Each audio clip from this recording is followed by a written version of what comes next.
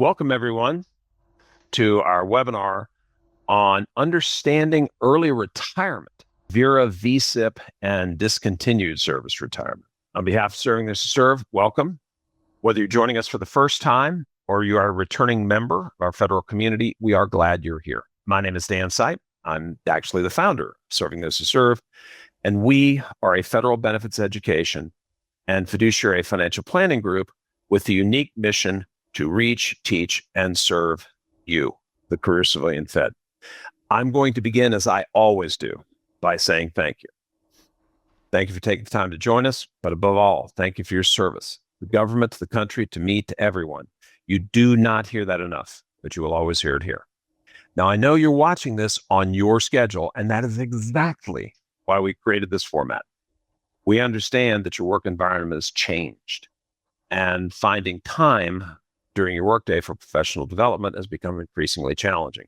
So we've made this valuable training available to you whenever and wherever works best, whether that's in the evening hours, weekend time, or just in segments that fit through your day. You don't have to watch it all at once. For this training, once again, we have the guru, Ed Zerndorfer, presenting. Ed is a retired career Fed himself and probably has more certifications than anybody we have ever encountered. He is also, in my opinion, hands down, most published author currently writing on federal benefits. You have no doubt encountered his work in FedSoup, federalnewsradio.com, My Federal Retirement, the Federal News Network, and perhaps most importantly, for us in the Fed Zone, that's fed-zone.com. Quite simply, nobody knows these topics any better. Before we get started, I want to talk a little bit about the model for today's training, because if you're new, it's likely different from other ones you may have attended. So today is what we call part one, which is general education delivered in this on-demand format. But we also have part two, which is personalized education delivered via Zoom at a time that works with your schedule. Why? We've observed over the decades now that people will attend multiple webinars, seminars, lunch and learns, trainings, and still don't completely understand how their benefits will behave and personally impact them and their families.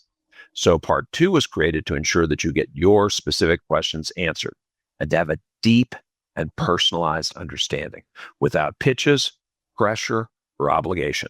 And that part is key. Because the part two education is personalized to you and your family's unique situation, it is offered by appointment only. So throughout today's training, you will see QR codes sprinkled throughout slides. If at any point you'd like to schedule a part two, simply use the camera on your cell phone, scan that QR code. It'll open a scheduling page where you can select the date and time that works best for you. Now, if for some reason you're viewing this from your phone, and I can't imagine why you would, because you can do it anytime from any place, but if you are, and you can't access the camera feature, try this. Simply take a screenshot of any one of those slides that have the QR code, and then you'll be able to open the picture in your Photos app, tap and hold down the QR code, and that should open the scheduling page. If you're not a QR code person, that's okay. You can also email us directly at part2@sjwserve.com to request that part two session. So here's how this on-demand session is going to work. Ed will present the comprehensive training content, and throughout the presentation, we will bring up examples of questions we typically address in our part twos. While you won't be able to ask questions in real time, as you would in a live webinar, you can always email those to us, again, at part2@sjwserve.com, or just schedule that part two session where we can address everything that's unique to your situation. Next, in keeping with our mission, in the interest of full disclosure, Raymond James asks us to provide the following slide, and we are happy to do so. I do want to point a couple of things out. Number one, Serving Those Who Serve sponsors this educational session to bring Ed to you. Number two, Ed is not here to solicit, never. And today will be purely educational. And number three, and lastly, we are not a part of OPM. I'll be back a little bit later to talk about the whole process, but without any further ado, let me introduce you to Ed. He's been helping federal employees have a better understanding of their benefits and make better retirement decisions for over 25 years. Now, I told you he has a ton of certifications, and it is actually a ton. We waited. Well, here they are. He is a certified financial planner, a chartered life underwriter, a chartered financial consultant, a certified employee benefit specialist, an enrolled agent, And like every single one of our advisors here at Serving Those Who Serve, he is a chartered federal employee benefits consultant. And is also a member of the Maryland Society of Accountants, the National Association of Enrolled Agents, the International Society of Certified Employee Benefit Specialists, Financial Planning Association, National Association of Health Underwriters, and the Society of Financial Services Professionals. I told you he writes, boy, howdy does he. Every single week for us in the Fed Zone, that's fed-zone.com, as well as for My Federal Retirement. And he is my featured go-to guest on our FedLife podcasts. You can find those on YouTube and Spotify. They are great. Check them out. But for now, I'm going to turn it over to Ed. Take it away, sir.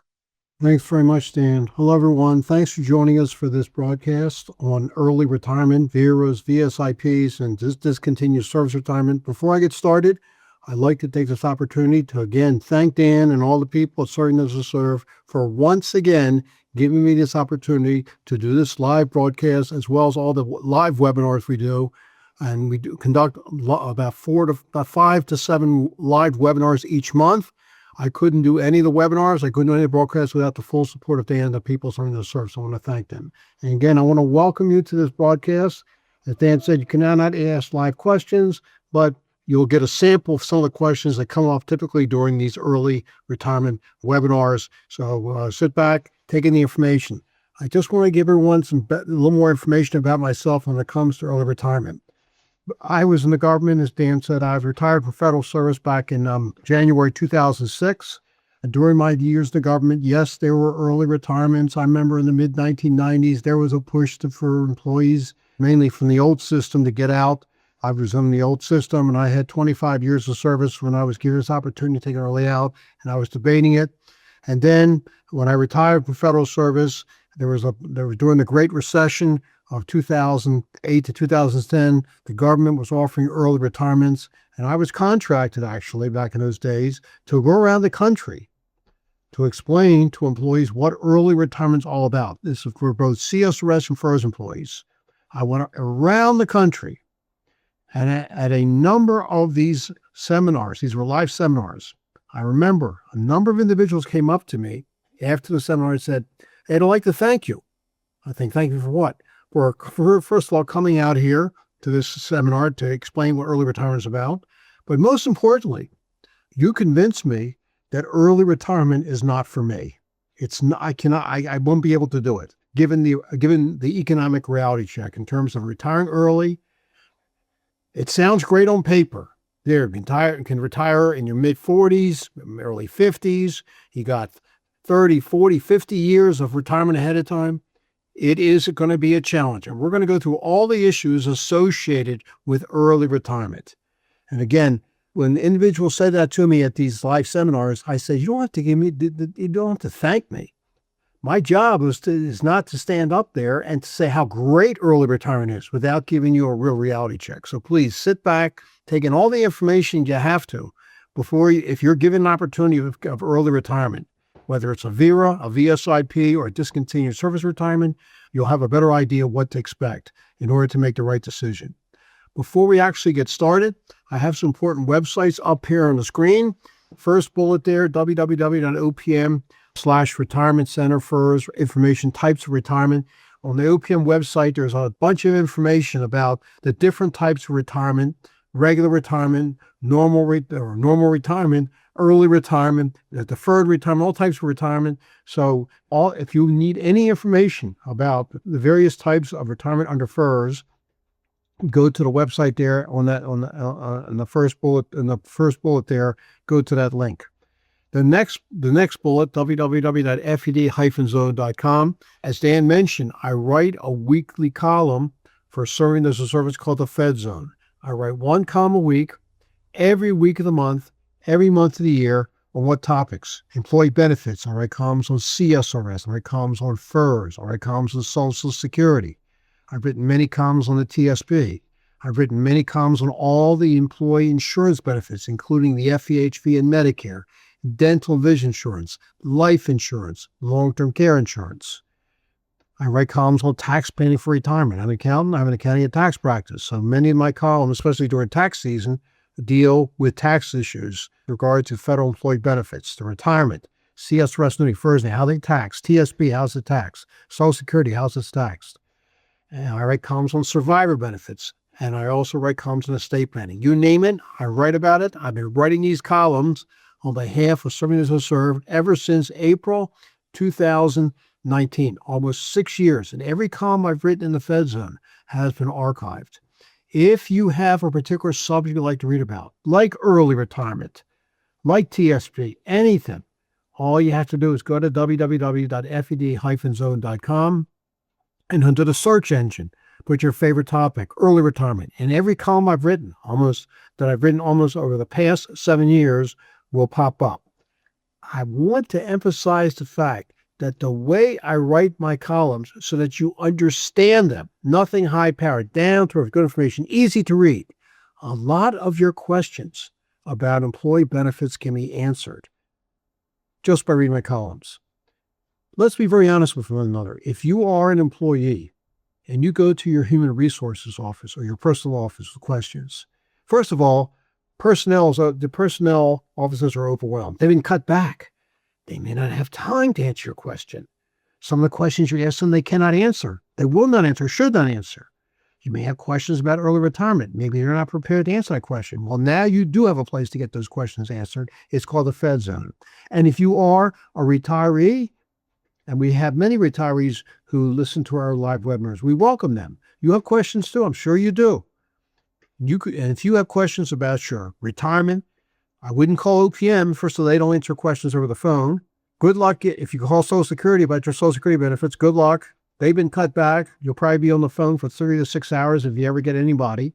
And even TSP is having a challenge not answering questions. Well, you also, as a retiree, have a place to get your questions answered by reading my Fed Zone column. So please take advantage of it. 1 column a week, every week of the month, every month of the year. And lastly, the last bullet there, www.stwserv.com. That is the Serving Those Who Serve website. Among the things on that website, we talked about our webinars. You can sign up for these webinars. We conduct on average about 5 to 7 live webinars each month, including understanding FERS, TSP, taxation of federal retirement benefits, FEHB and Medicare. These are all live webinars. Survivor benefits. You can sign up for free. You can attend as many as you want. The more you attend these webinars, the more opportunities you'll have to answer questions.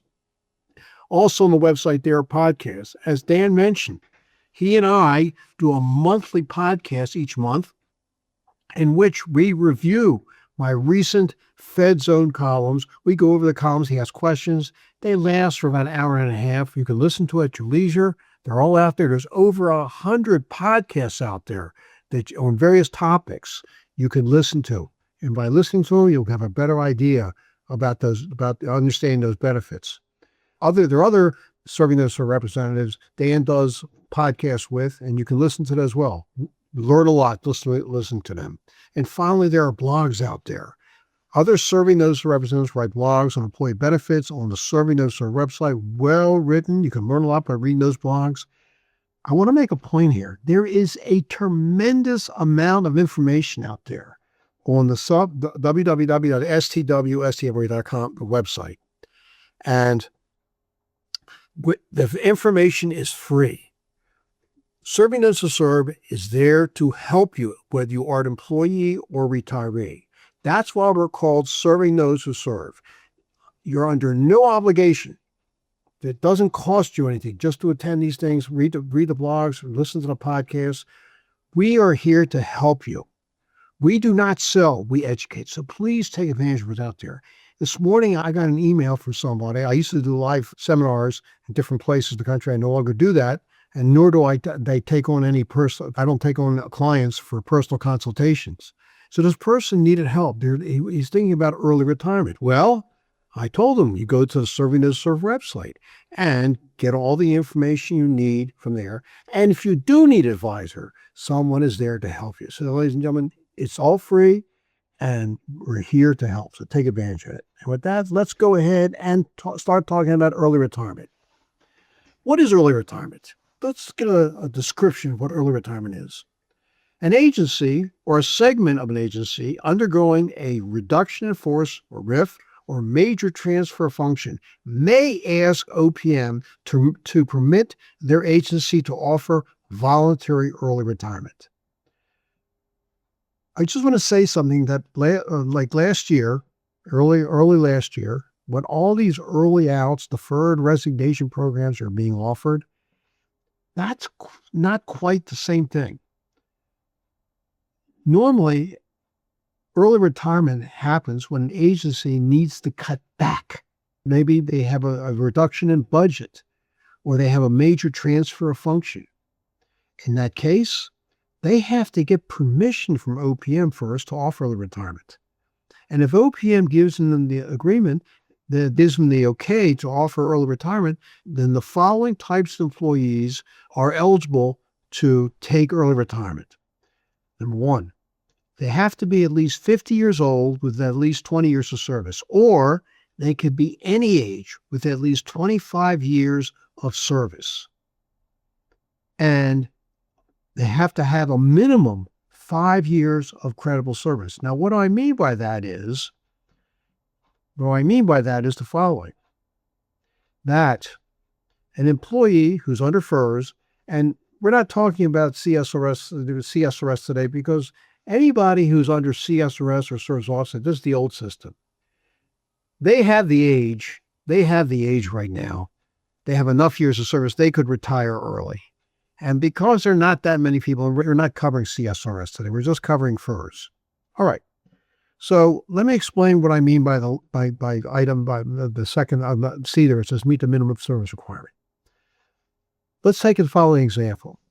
Let's suppose a FERS employee has 25 years of service and has reached the age of 45, at the age of 45.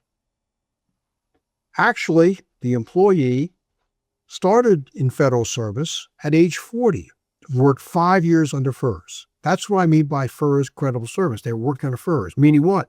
That they were contributing every pay date to the FERS Retirement and Disability Fund. In other words, a portion of their paycheck was being deducted automatically and deposited into the FERS Retirement and Disability Fund. How much is that, the deduction? Well, it could be 0.8% or 3.1% or 4.4%, depending on when the employee was hired.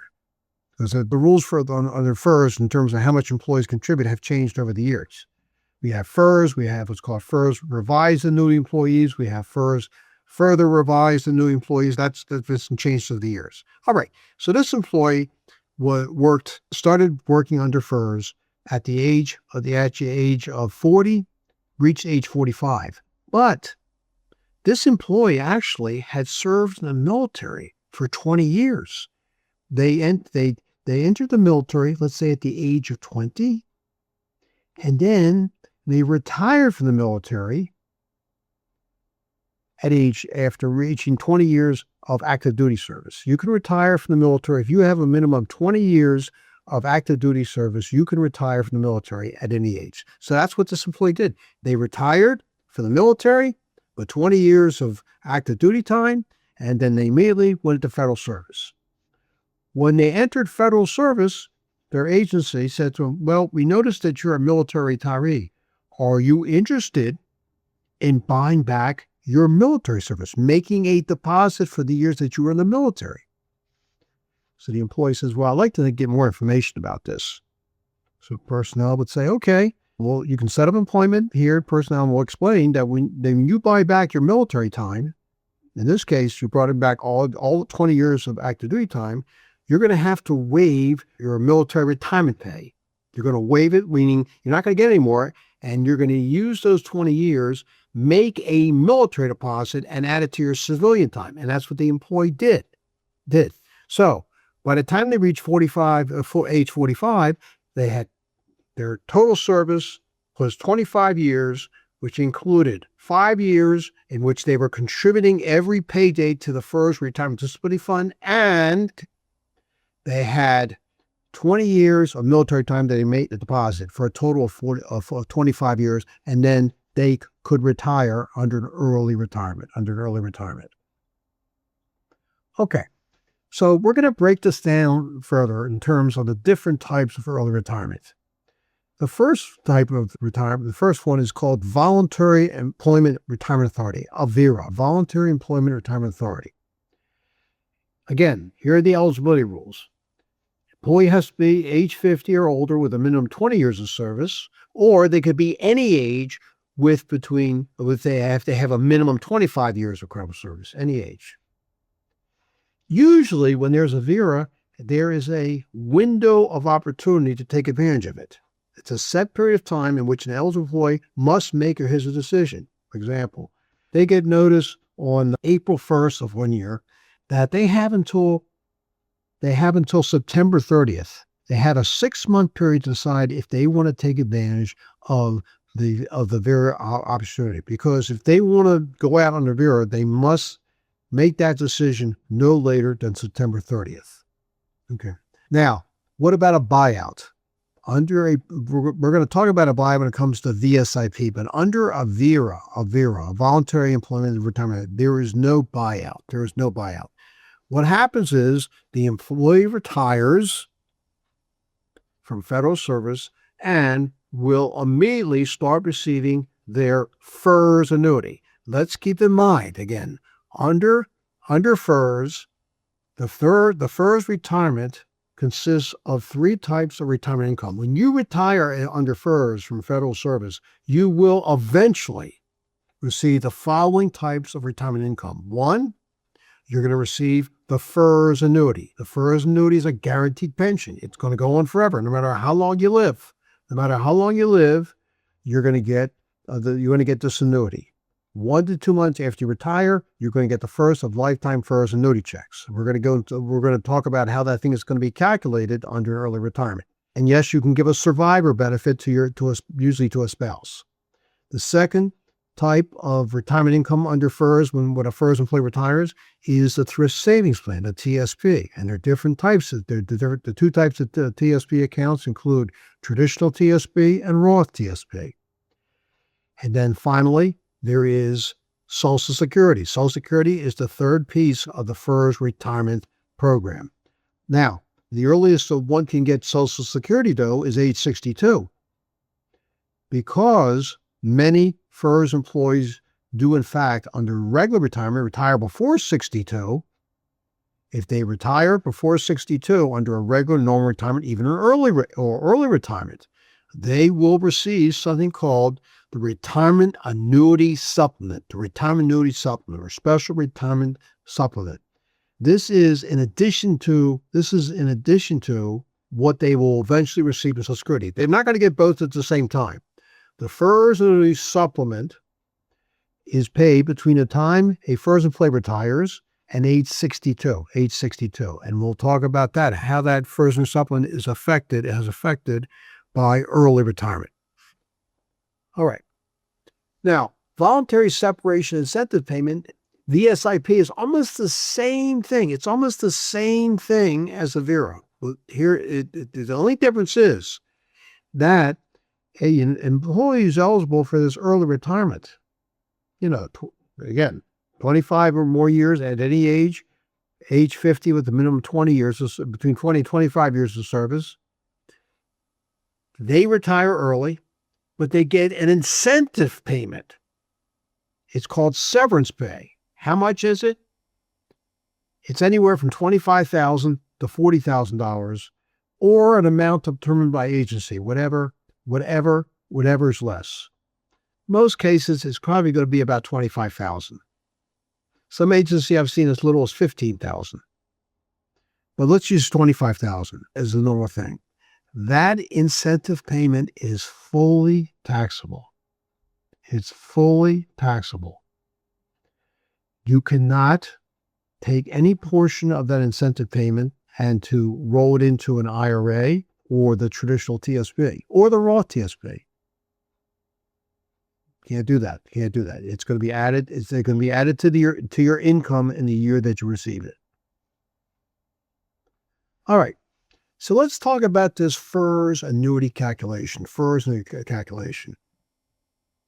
A FERS employee retiring under a VERA or a VSIP will have his or her FERS annuity calculated based on the number of years of credible service on the day of retirement. The high 3 average salary will be based on the day he or she officially retires. Now, in general, if you look on the bottom of the screen, you can see in bold what is the formula for calculating the FERS annuity, whether you were retired at any age, no matter how many years of service. Okay. Before I give you that formula, I just want to mention, look at number B, item B. Unused sick leave hours on one's retirement day will be converted into months and days of service, adding to the existing credible service time for the FERS annuity. Let's understand what this means.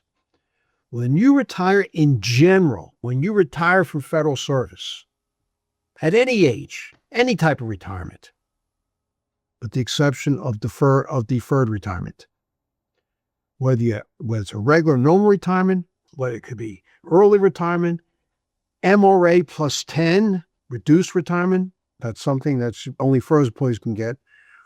Any unused sick leave hours you have on the day that you retire will be converted into months and days of service and added to your existing service time for the purposes of calculating your FERS annuity. We talk about that in our regular monthly FERS webinar. We talk about how the FERS annuity is calculated. Now, I just want to say that you cannot use unused sick leave though, when it's converted to months and days of service to make you eligible to retire. So if you were, let's say you were 50 years old and you had 19 years and 6 months of service, and you had 6 months of unused sick leave, when that 6 months of unused sick leave is converted to 6 months of unused sick leave, it will not make you eligible to retire. Okay, because the unused sick leave, when converted to months of service, is only used for what's called computation purposes. But if one was 50 years old, had 20 years of service, and 6 months of unused sick leave, then in the calculation of the FERS annuity, 6 months will be added to the 20 years. Now the employee has 20 and a half years for calculation purposes. Okay? All right, so here's the formula in bold on the bottom. Let's look at it. To calculate the starting FERS gross annuity, we take 1%, that's called the accrual factor, times the number of years and months of credible service times one's high 3 average salary. 1% times the number of years, months of credible service times one's high 3 average salary. Now, what does this mean? What does this mean when an employee retires early? In general, the more years you work, ladies and gentlemen, the more years that you work, and the higher your high 3 average salary, the larger will be your starting FERS gross annuity. More years of service, high 3 average salary results in a higher starting FERS gross annuity. I'm saying that because eventually you will be getting a cost of living adjustment. Under FERS, unless you are a special provision employee, if you're not a special provision employee, you are not a law enforcement officer, you're not a firefighter, you're not an air traffic controller, you're not a Customs and Border Patrol officer, you're not a special provision employee. When you retire from federal service at under age 62, you're going to have to wait. You retire before the year you turn 62. You're going to have to wait until the January 1st after the year you turn 62 to get your first COLA. If you retire, my example here I was using a couple minutes ago, where someone retires at age 45 for 25 years of service. Remember, 5 years of service brought back 20 years of military service. They're going to have to wait 18 years to get their first COLA. I want you to put this to your mind for a moment here when we talk about COLAs. Do we have inflation now? Do we live in inflationary times? I think so. And retirees really suffer when it comes to inflation. Number one, they're on a fixed income. They have to be careful. They're not earning as much as they did when they were employees, not getting any pay increases. Social Security gets cost of living adjustments, Social Security, but not much. And we're going to find out here in a few moments, the FERS goal is even less in most cases, most years. So you got to be careful here. High for average salary. For most employees, when you calculate the high through average salary, it's defined as the average of the 3 consecutive years of salary, your SF50 salary. On your SF50, look on your SF50, box 12C or box 27C. It says your adjusted basic pay. Here you're retiring at age 45. Had you worked longer, chances are you would have gotten government pay increases, step increases, maybe promotions. But if you retire from federal service, that's it. Your high through average salary is right there. Think about all the pay increases. I'm making a point, ladies and gentlemen, this decision of retiring early, got to be careful. Got to be careful. You may not be able to survive just on that FERS annuity, as we're going to find out here in a few moments, that your other sources of income, besides your FERS annuity, are going to be very limited unless you go out and get another job. All right, let's talk about the COLA. A FERS employee retires before age 62 via any type of immediate retirement, regular, early, MRA plus 10, is not eligible to receive their FERS annuity COLA until the year after the retiree turns 62. And the exception are special provision employees who include law enforcement officials, firefighter, air traffic controllers, Customs Border Patrol officers. Those are special provision employees. Now, I want to share with you, talking about the COLA, true story. I had a client, did her taxes for a couple of years, and her situation was she did not go out under a VERA or a VSIP. She retired from an agency at the age of 60. She worked for 17 years. She started working with the agency at age 43.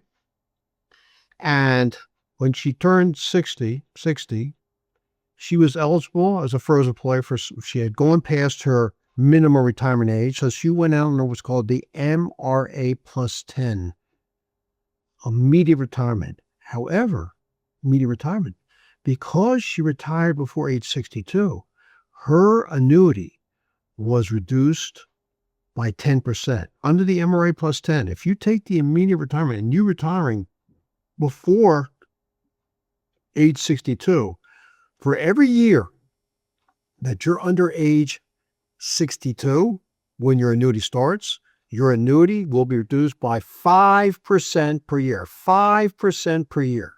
So she retired at age 60. She had a 10% permanent reduction. When she turned 62, it's not going to go back up. So she actually retired in April 2021. Following year, she comes to me to get her taxes done. And I said, how's the first year of retirement? She said, no, it's not going so good. Not going so good. I'm having a tough time paying my bills. If you recall, starting in the summer of 2021, inflation picked up in this country. Interest rates went up. She said to me, and this is in early spring 2022, I am having a tough time. I said, I can hear what you're saying, because after all, you have your annuity's been reduced by 10%. You're not getting any COLA because you're 3 years short of age 53. I said, what about your TSP? You're over 55. You could take money out of your traditional TSP. So she said to me, oh, no. I want to leave my TSP. I want to buy a vacation home. I'm thinking about buying a vacation home. I said, you're not getting a special retirement annuity supplement there on the bottom. When you retire under MRA plus 10 as a FERS employee, you do not get the annuity supplement. You do not get the annuity supplement at all. I said to her, I hate to break the news to you, but you're going to have to go back to work. I don't want to go back to work. I said, man, you can't have it all. You made a poor decision. And, I was miserable. I understand that. I understand you're miserable at your job. I understand why you wanted to retire. But you're too young to retire. You should go out and get another job. And what do you have in your favor? That, and we're going to see this here also with the VERA and VSIP. In this the case the MRA pushed in. You can keep your FEHB health benefits. The government continues to pay 72 to 75% of the premiums. That's a real bonus. When you go to a prospective employer after you retire from federal service, you can, and the employer says, well, we have benefits to this job. We pay you. We have health insurance. I don't need health insurance. I got my FEHB, in which the government's paying 72 to 75% of the premiums. That's a real bonus. And you could say to your prospective boss, listen, I'm saving you a lot of money by not giving me health insurance. How about giving me an extra more in salary? So she wouldn't listen to me. She said, I'm not going back to work. And I don't know what the health story is because she dropped me as her tax preparer. But anyhow, this is just an example. Again, living off with that type of situation, only living off a FERS annuity is not going to be enough. It's not going to be enough because she only had 17 years of service. 17% of her high through average salary is not enough to live off of in a high cost area like the Washington, D.C. area. All right, what else? I mentioned about the retirement annuity supplement. A FERS employee who retires under VERA before his or her minimum retirement age will not be eligible to receive the retirement annuity supplement until the FERS annuitant reaches the month of his or her MRA. The supplement stops the month the FERS annuitant becomes age 62. Now the FERS, the retirement annuity supplement, what is it? It's a percentage of your calculated Social Security benefit at age 62, and that percentage is based on the number of years of FERS service divided by 40, and multiplied times that benefit. But here's the point I want to make about the retirement annuity supplement.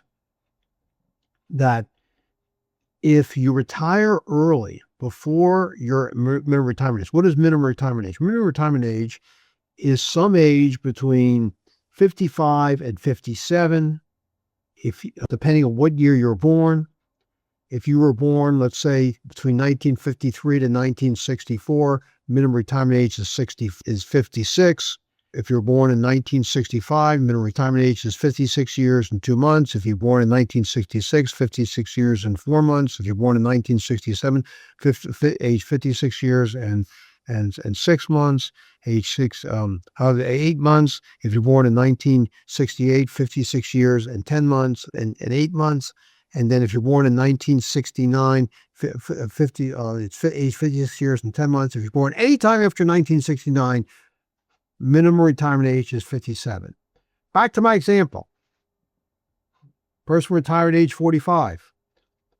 Minimum retirement age, 56 years and 8 months. So I said to that person, you're going to be getting your FERS annuity. You're going to get your FERS annuity. And you're not going to get any FERS annuity supplement until you reach your MRA. Until then, you're only going to get your FERS annuity. All right. So, Dan, I have reached a good time here for look at some questions. Yes, sir. Okay, folks. As I said, we want to take a moment to briefly share some of the examples of the questions that we hear and address in our part twos. Again, these are exactly what we see and help you with. So remember, you can scan the QR code on any slide, schedule part two, or email us at part2@swserve.com. What I would like to do here, though, is tell you a little bit more about the part two process that we've mentioned a couple of times now. So a little bit of history. Part two came about as a result of our observation over the decades now at Serving Those Who Serve, is that people come into trainings like this with two types of questions. The first one, they tend to come in with, what is it and how does it work? Then the information gets flowing.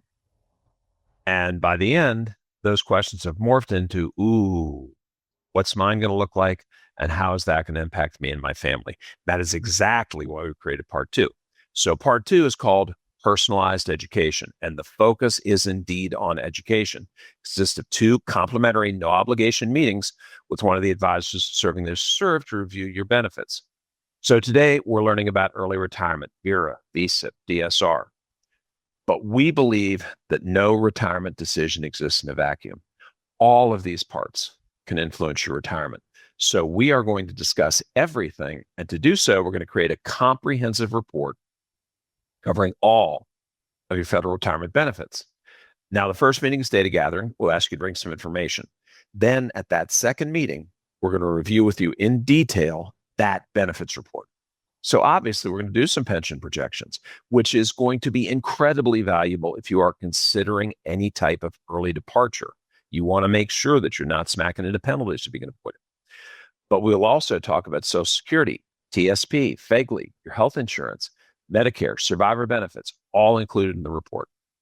What I'd like to do here, though, is a little compare and contrast between the reports that you are used to from your HR and the ones we provide.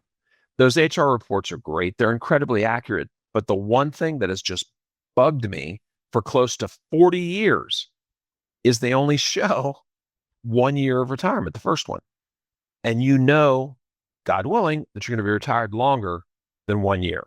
So by contrast, our report goes much further, and we'll give you multiple scenarios for different retirement dates, as well as projecting out over the longer haul what your retirement might look like.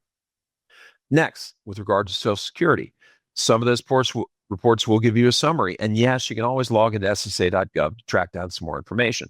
But our report is going to bring Social Security and your pension together and also show you what future cost of living adjustments might be. And that is really important. As I had mentioned, inflation's back. So to sum it all up, yes, we will be prepared to discuss VERA, VSIP, Discontinued Service Retirement, MRA plus 10, MRA plus 20, you name it, but also your survivor benefits, FEHB, health insurance, TSP. People always have a ton of questions about TSP, and even more so this year because we've got in-plan Roth conversions. So traditional TSP, Roth conversions, what's the best way to get money out of TSP? Those are all the things we can talk about in these meetings. And again, there's no obligation. So Ed and I encourage people to take advantage of this. We've never met anybody who didn't learn something from a part 2. And best of all, the meetings are held over Zoom, so you don't even need to go anywhere. So again, you can schedule them at times that work with your calendar. Okay, so schedule, simply scan that QR code, as touched on a couple of times, or email us at part2@swserve.com, and then we'll send you a calendar link, and you can pick a great date and time. But for now, Ed, back to you, sir. Thanks very much, Dan. Great information. Ladies and gentlemen, we really encourage the Part 2 process. As Dan mentioned, I cannot agree more with him. We have never encountered anyone who was disappointed in the Part 2 process. We can tell over the years that the employees had lots of questions. Dan mentioned about TSP questions keep coming because the TSP keeps changing, more opportunities. And we are overwhelmed with questions, and we want those questions. We want to help you. So please take advantage of it if you're not already done so. And we thank you, Dan, for that information. Okay, so let's continue. We talked about on the VERA, we talked about VSIP. Now let's talk about discontinued service rules, discontinued service retirement rules, DSR. There are similarities between DSR and VERA and VSIP, but there are some slight differences, okay? Again, an agency or segment of an agency is undergoing a RIF or abolishment of job positions. They're giving notices to employees that they are being involuntarily separated from federal service. All right, so what's the difference here? Who can qualify for a discontinued service retirement? They have to be at least 50 years old with 20 years of service, any age with at least 25 years of service, meet the minimum civilian service requirement, at least 5 years of FERS service. At that point, A, B, and C, I just read, is identical what it was with VERA and the SIP. But look at D. There is the difference here. That the employee did not turn down, in order for the employee to go out under DSR, that the employee did not decline a reasonable job offer. A reasonable job offer. So what do I mean by a reasonable job offer. Okay. Whoops. Okay. This is the minimum age and service requirement right here. At least 20 years of service. They could between 20 and 25 years of service. They have to be at least age 50. They could be any age if they have 25 more years of credible service. Okay. I just want to add to the notes here. Note 1. If an employee has the minimum 5 years of credible service, credible military service and temporary service may be used to meet the balance of any service necessary for a DSR. I mentioned about someone bought back 20 years of military service in order to get that 25 years in by the time they reach 45, because they started in federal service at age 40 under FERS. Another way they can add to their credible service is they had temporary time. Temporary time. What do I mean by temporary time? Well, they were working in a federal government job in which they were not contributing at first. They had a temporary position. I'll give you an example.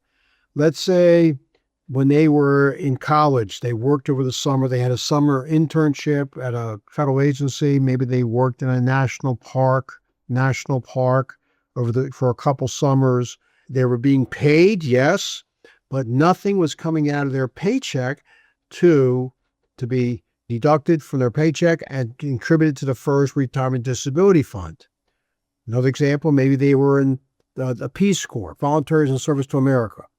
When they were hired finally into federal service as a permanent employee, they were given the opportunity to make a deposit for the years that they were a temporary employee. It's called a deposit. And that counts towards the 5 years of credible service. That will count towards the 5 years, a minimum of 5 years credible service. Okay. Note 2, Public Law 104-208 gives employees who are involuntarily separated the right to use their unused annual leave for retirement eligibility and continue FEHB program health benefits and FedLife life insurance benefits. Let's explain what that means. Now remember, Note 1 applies to VERA, VSIP, and VSIP. But here, Note 2, Public Law 104-208 applies only to DSR, for Discontinued Service Retirement. And what this means is the following. When a FERS employee retires at any age, normal, regular, MRA plus 10, anything, or if they were to leave federal service, any unused annual leave hours that the employee has accumulated will be, at the time of their retirement or their leaving federal service, will be paid to them, cashed in, paid to them in a lump sum payment. Lump sum payment. That's true in general. Okay? Here, what this is saying, Note 2, is the fact that under a DSR, that if an employee, let's say, is age 49 years and 6 months, 49 years and 6 months, has 20 years of service, the employee has 6 months of unused annual leave. In that case, if that employee is subject to a DSR, then that employee actually is eligible to retire as if the employee is age 50, because the 6 months of unused annual leave will be added to the 49 years and 6 months of age to bring him up to age 50. That is not the case with VERA or VSIP. And also keep in mind, we're going to be talking about the Federal Employee Health Benefits Program and FedLife Benefits Program here in a few moments. But under the FEHB program, if you want to continue your FEHB health insurance in retirement, and this is really important, I'm saying that because under the rules, when a federal employee who has been enrolled in the Federal Employee Health Benefits Program retires from federal service, they're eligible to keep their FEHB health insurance benefit, in which the government will continue to pay 72 to 75% of their premiums, no matter what FEHB plan they're in, for themselves and for family members, self plus one, self and family coverage. Yeah, the government's paying 72 to 75% of premiums, and the employees, now retirees, paid the same 25 to 28%. They continue that into retirement. And the same thing with FEHB. They have been, in order to keep that FEHB in retirement, they have to be a participant in the FEHB program for at least all of the last 5 years, 5 continuous years, ending on the day they retire early. And with FEHB, they have to have enrolled in FEHB for at least all the last 5 years, ending on the day they retire. They keep those benefits. And the same thing is true with DSR. Okay? Note 3. If an employee does not qualify for a discontinued service retirement but is eligible for voluntary immediate retirement, and the nature of separation is involuntary, then the commencing date of the annuity is the day after the separation last day of pay. However, accrued and unused sick leave hours may not be used to meet the minimum service requirement for both a DSR and a voluntary retirement. Minimum civilian service. An employee must have at least 5 years of civilian credible service to be eligible for a discontinued service retirement. Credible civilian service for this person includes, here we go, service for which the CSRS deductions were deducted from a CSRS and service office employee's salary. This is the case even if the CSRS deductions were funded and not redeposited.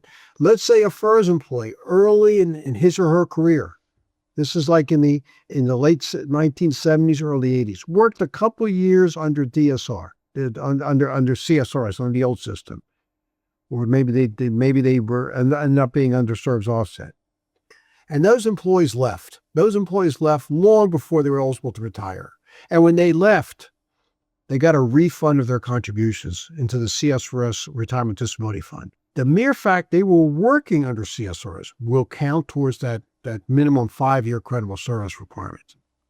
Service for which deduction from FERS employee's salary, even if the FERS employee were refunded and not redeposited. Now what that means is, let's suppose we have an employee who was hired under FERS, let's say, for example, in the late 1990s. The employee worked for about 8 years.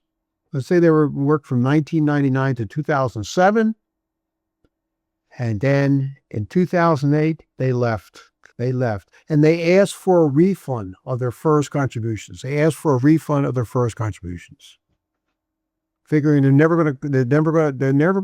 won't be able to retire from federal service. Might as well just get a refund of our FERS contributions.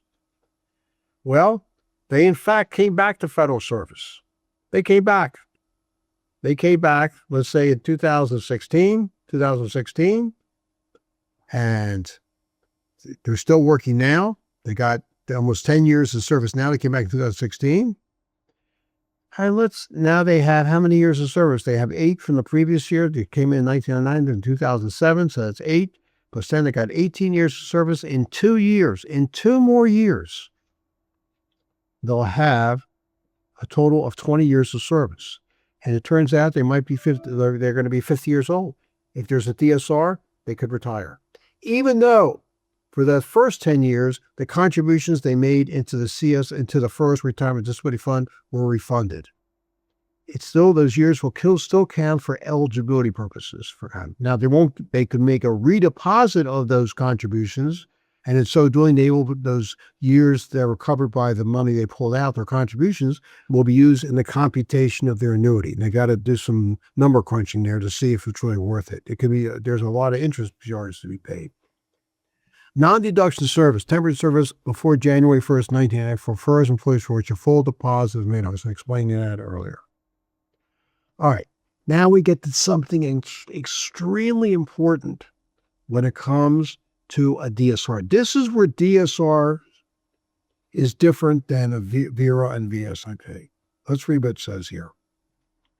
An employee does not qualify for a discontinued service retirement if an agency makes the employee a reasonable offer of another position in the employee's agency A job offer that meets all of the following conditions is a reasonable offer. The agency offering the position has to be in writing. The employee is being offered another job, and that position that's being offered is in writing. It describes what the job is, and so on. 2, the employee must meet established qualified requirements for the position. The employee has to be eligible to be able to do the job in plain terms. They have to have a background to do the particular job.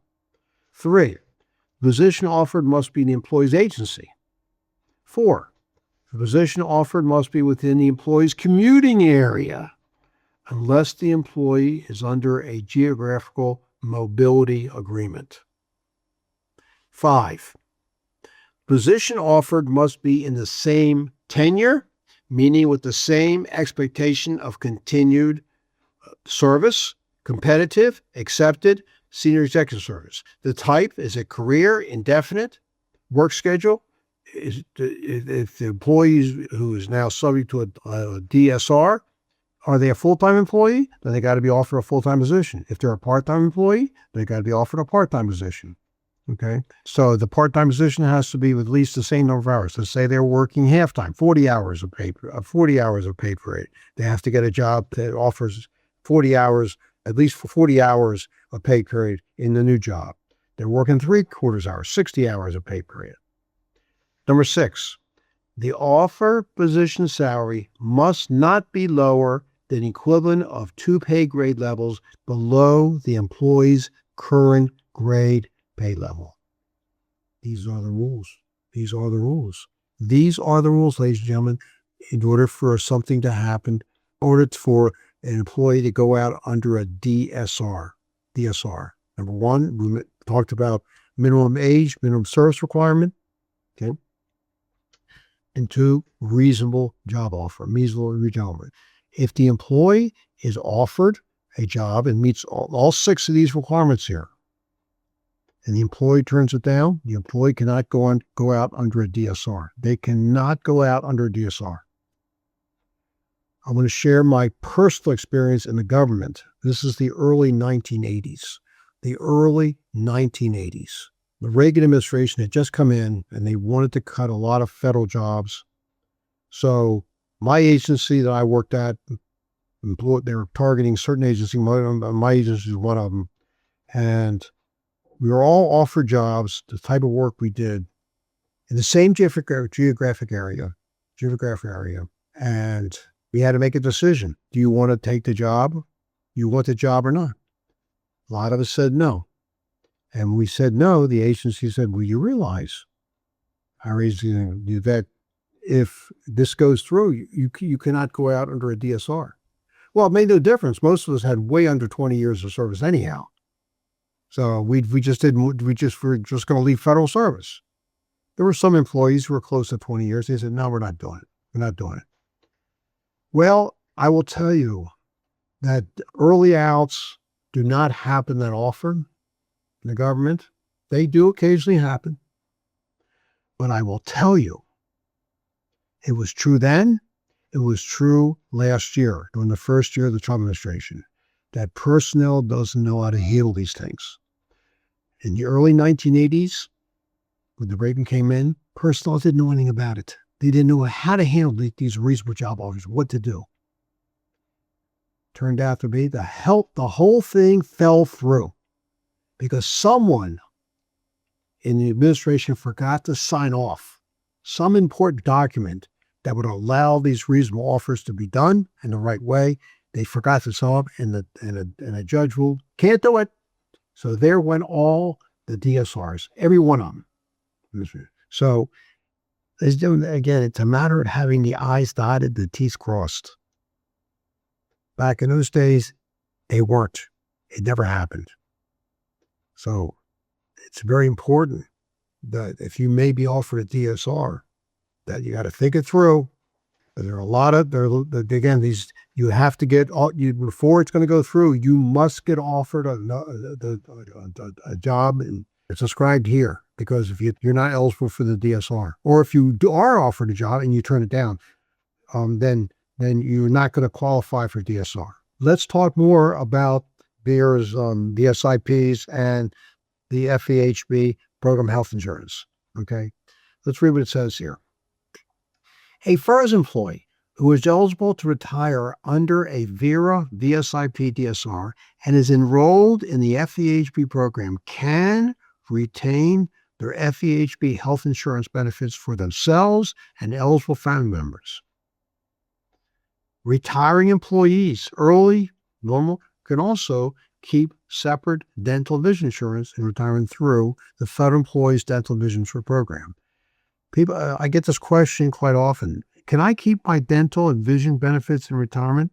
Well, first of all, unlike your health insurance, when it comes to FEDVIP, employees and retirees pay the full cost of premiums. The government doesn't contribute anything when it comes to the dental and vision insurance. Like they do with the FEHB, the government pays no matter what plan you're in, no matter what type of coverage you have, family, so self only, self plus one, self and family. The federal government pays on average 72 to 75% of the FEHB premiums, and employees and or retirees pay the other 25 to 28%. Dental insurance comes down to this.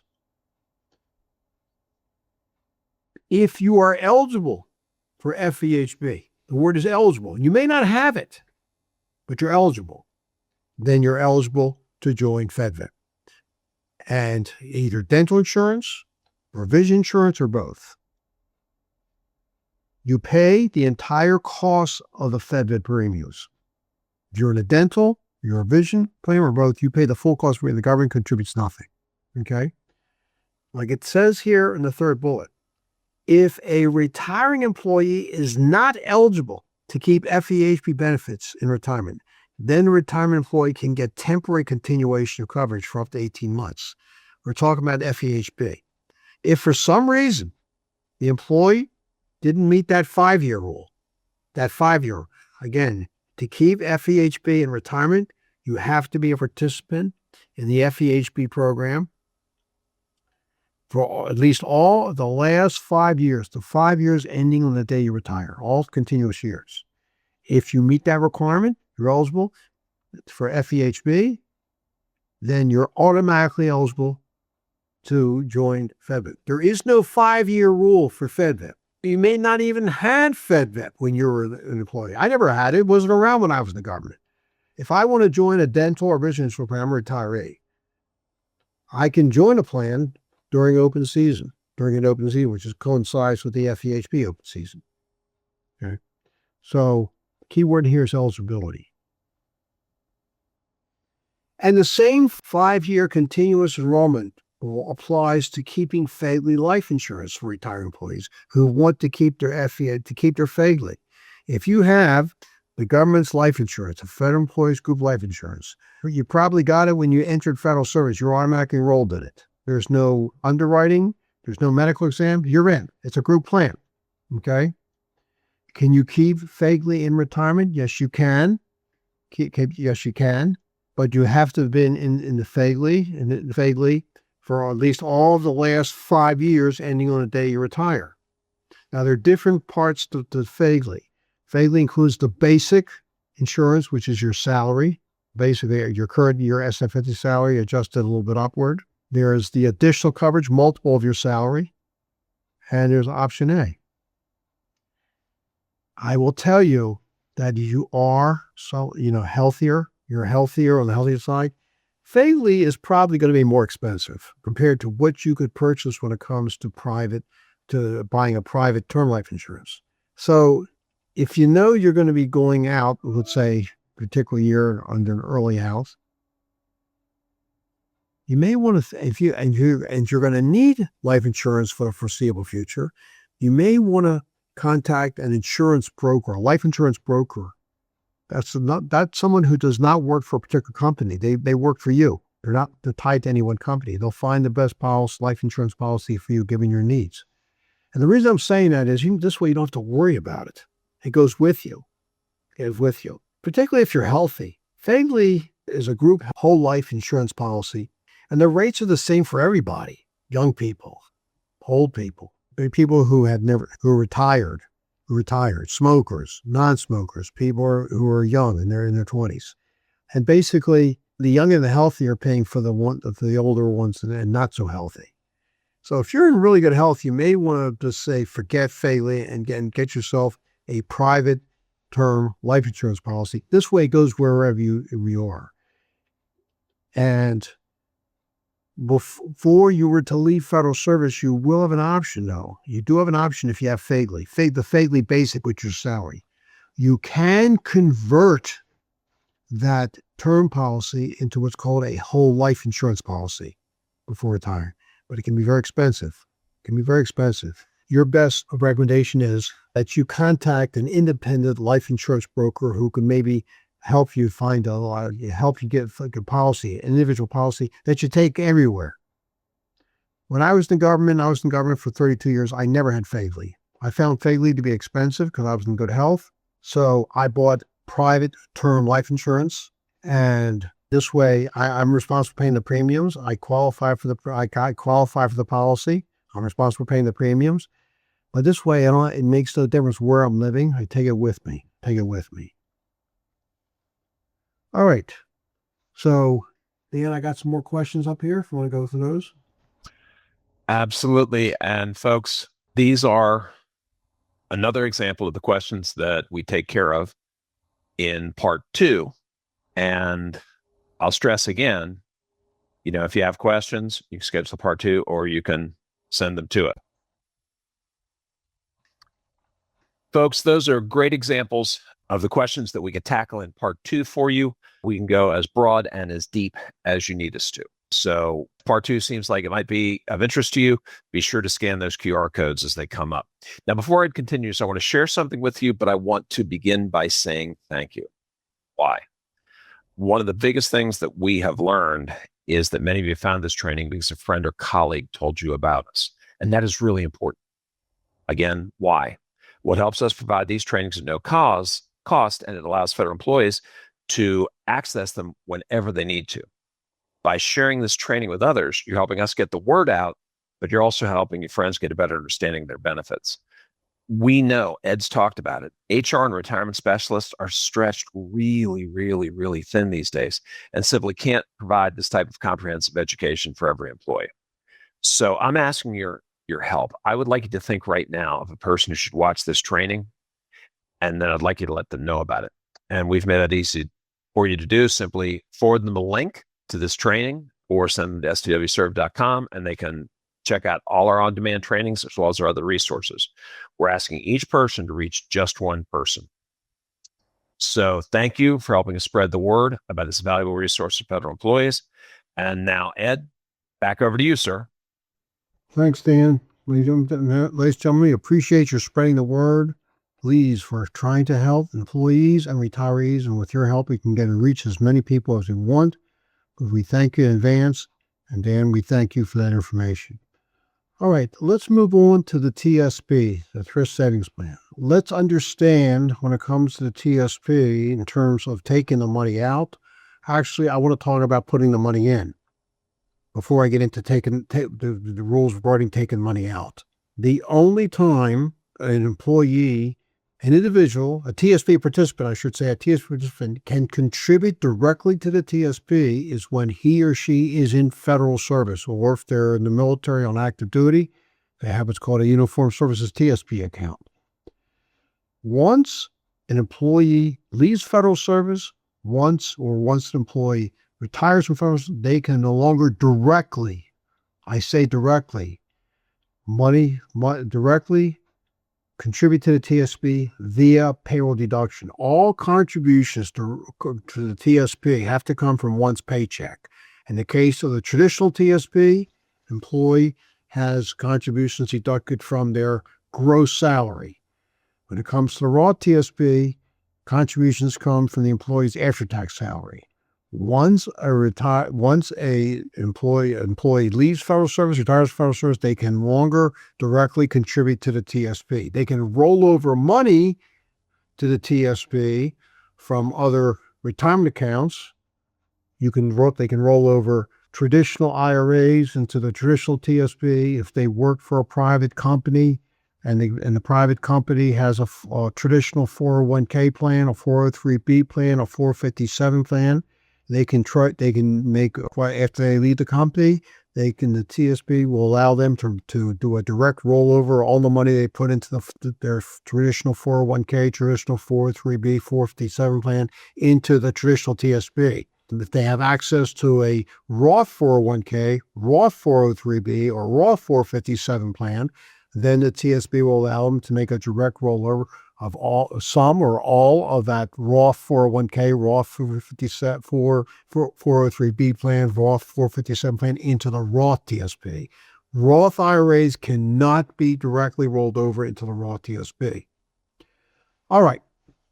So once the employee retires at any age, they can no longer contribute to the TSP. So the question comes up. When the employee has this opportunity to retire early, at 45, at 50, they're under their minimum retirement age. Let's say 55, they're a couple years short of their minimum retirement age. Will they have enough in their TSP account? Have they saved enough in their TSP account? I get this question how often? Like so many times.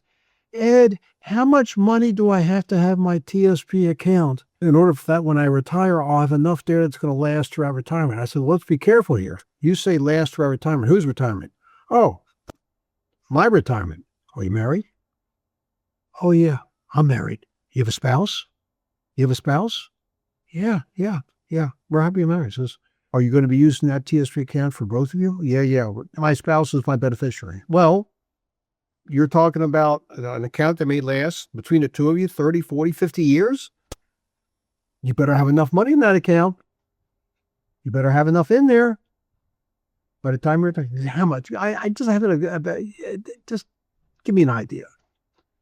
I would say because people are living longer today, given how much you can safely take out each year, just to be on the safe side, I would say ideally, a minimum $1 million. $1 million is a good starting point as far as how much you should have at a minimum in your TSP account. Remember again, you do have, when you retire from federal service, that guaranteed pension in the form of a FERS annuity. Am I going to say Social Security is guaranteed? Well, I like to say so. But the FERS annuity and Social Security have one thing in common, that as long as you're living, you're going to get it. You can't outlive it. And the FERS annuity has a survivor benefit available to your spouse. All of your FERS, you get at most 50%. Social Security, if you have a spouse and you're both getting Social Security, and it turns out that your Social Security is more than your spouse's, upon your death, your spouse will now get your Social Security and lose his or hers. Okay. So again, putting this all together, you have to think the worst case scenario here. Will there be enough income for two people? So you got to be careful, because once you retire from federal service, you cannot make any direct contributions into the TSP. You're not going to take any money out of your annuity check to make contributions from your annuity check. No, all contributions to the TSP have to be via payroll deduction. If you get another job, you retire early, get another job, that company's offering you a 401k plan, great, put the money in the 401k plan. And then after you work a few years for that company, you decide you want to make a direct, whatever you put into that 401k plan, you can request a direct rollover of that money into the traditional TSP with no limit. Traditional TSP, from traditional 401k, traditional 403b plan, Roth TSP money can be rolled into Roth 401k, 403.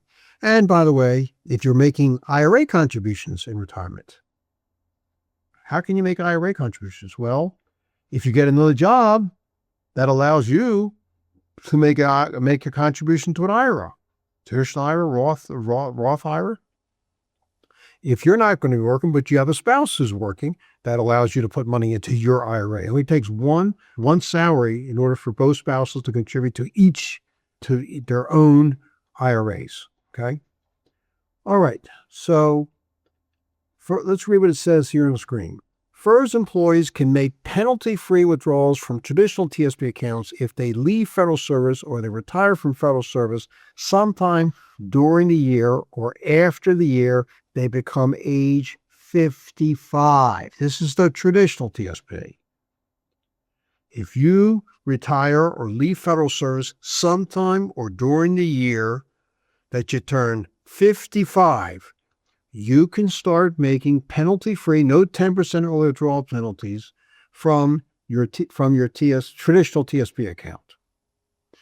If, on the other hand, a federal employee who's not a special provision employee, remember special provision, we talked about those.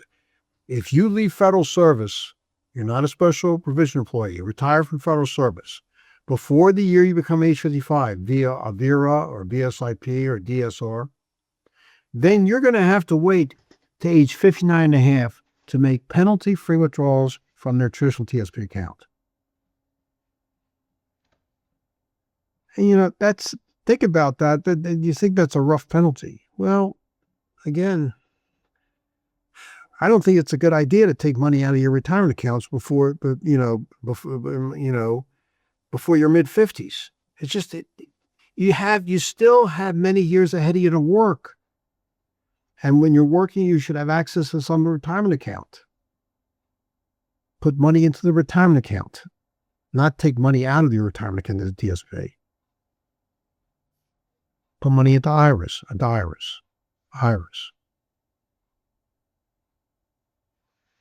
Now, if you are forced to take money out of your traditional TSP because you can't get yourself another job and you need to take money out of your TSP before you're age 50, before you reach 59 and a half, because you can't get a job, and you have to start taking money out of the TSP, traditional TSP. How does one do so without being subject to that 10% early withdrawal penalty? Once again, if you retire from federal service under a VERA, VSIP, DSR, before the year you turn 55, and you want to make penalty-free withdrawals from your traditional TSP account, no 10% withdrawal penalty, there are 3 ways you can make withdrawals from your traditional TSP and not have those withdrawals subject to a 10% early withdrawal penalty. And those 3 choices are up there on the screen, A, B, and C. A, you can make a request to have the TSP purchase what's called a TSP annuity. Now, the TSP is not in charge of the annuity. They ship it out. I think it's to Metropolitan Life Insurance Company. What exactly is an annuity?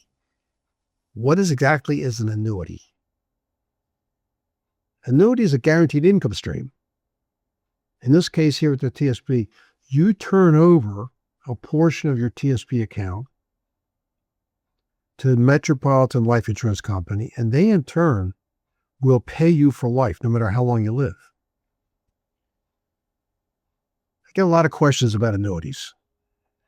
And the best way for me to describe what an annuity is, I call annuities upside down life insurance.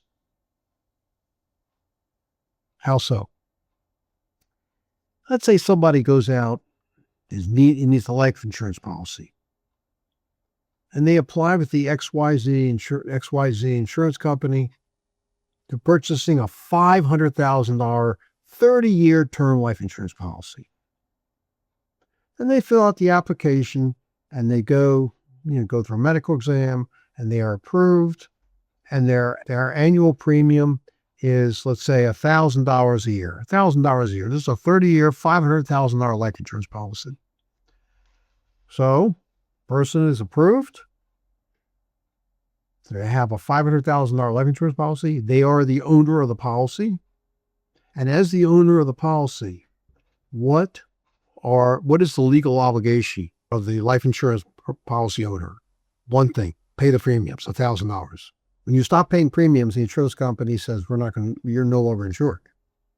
As long as you're paying the premiums, you met your obligation. And if this person were to die within the 30-year term, then the insurance company has a legal obligation to pay the beneficiary, the named beneficiary, $500,000. With a $500,000 life annuity, it's a little bit different. An individual goes to an insurance company and says, here's $500,000. I'm giving you $500,000. And I want you to annuitize it. What does that mean?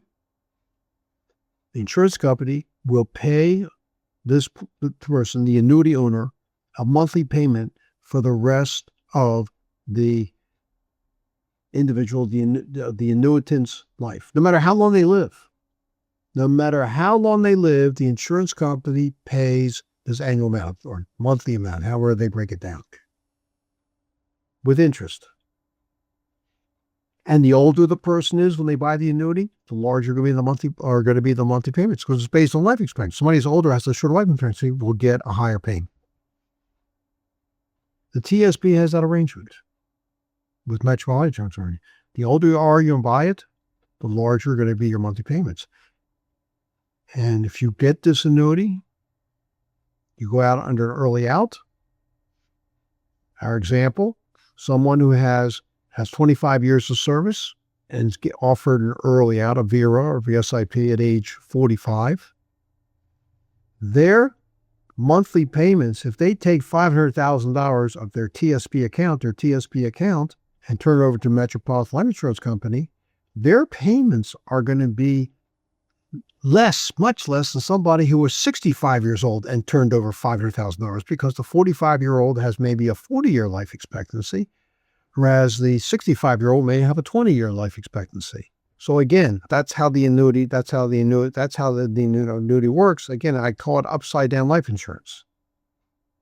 The TSB has a calculator on their website that shows you how this annuity works. But I will tell you, there's another thing about this annuity that you got to be aware. I call it I gotcha. Yes, I said that the annuity company, I think it's Metropolitan Life Insurance Company, will pay you for life.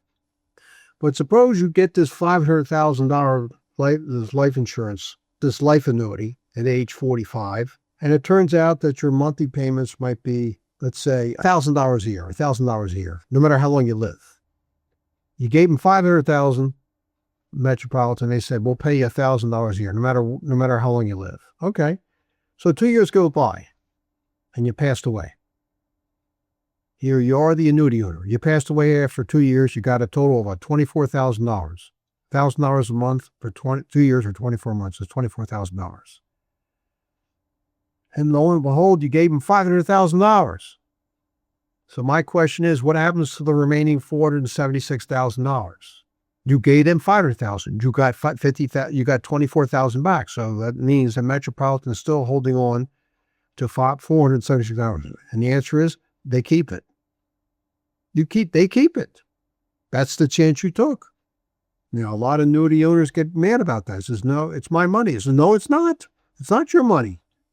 Well, you turn over that money to Metropolitan Life Insurance Company, it's theirs. It's an irrevocable transfer of money. You can't go back. On the other hand, if you live long enough, $1,000 a month after 500 months, 500 months, which is I think about a little over 40 years, you would have gotten your money back. You live beyond the time you got all $500,000 back. They keep paying $1,000 a month. What about cost of living adjustments, COLAs? Would there be any cost of living adjustments? No. You get the same $1,000. If you want to get a COLA on this annuity, you're going to end up having a smaller starting payment. There may be a reduction of $200. You might go down to $800 a month. If you don't like the idea of losing that money because you died sooner than later before you got your money back, you get what's called a cash refund option.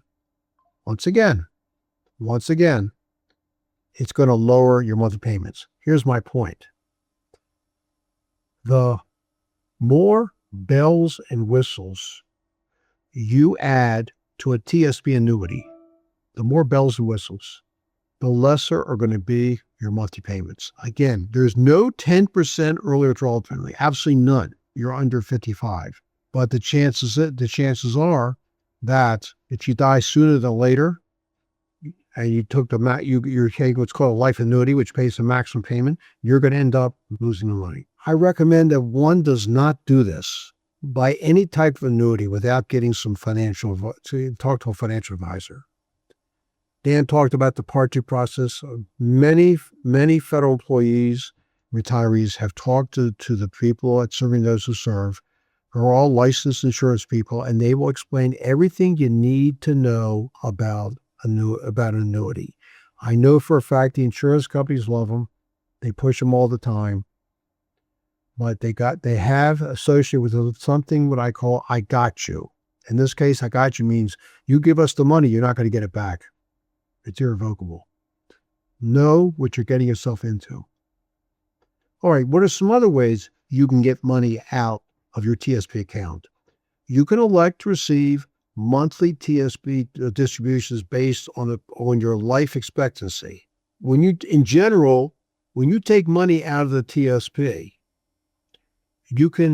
one of your options are installment payments, fixed installment payments. The payments could be on a monthly basis, they could be on an annual basis, or they can be on a quarterly basis. You tell the TSP what you want to get in the fixed payments.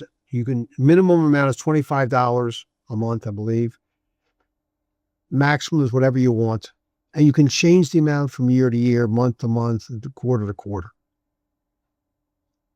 With life expectancy payments, your payments are based on, number one, your age when you buy it, and the fluctuating balance in your TSP account every year. It can be very nerve-wracking. If you go to the TSP, they have publications. There is a publication on TS withdrawals. And if I have any criticism of the TSP publications, that criticism is the fact that they don't give you examples on certain things, how these things work. And this is one of them. They don't give you examples about annuity payments. They don't give you example about payments based on life expectancy. If you go to the Fed Zone, under the search engine, put TSP withdrawal options. I wrote a series of columns over the years on TSP withdrawal options, including the TSP, you can just put on the search engine, TSP annuity, TSP payments based on life expectancy, in which my columns always have examples to help you better understand. And the third option, number C there, is that you can request a direct rollover of a portion of the traditional TSP to a traditional IRA. Direct rollover means that the TSP will directly send the payment to your traditional IRA custodian. Doesn't come to you. Do not do a rollover. A rollover from the TSP means the TSP is going to send a check to you minus 20% withholding, as opposed to a direct rollover in which the money goes directly from the TSP to the traditional IRA custodian. And once it hits the traditional IRA custodian,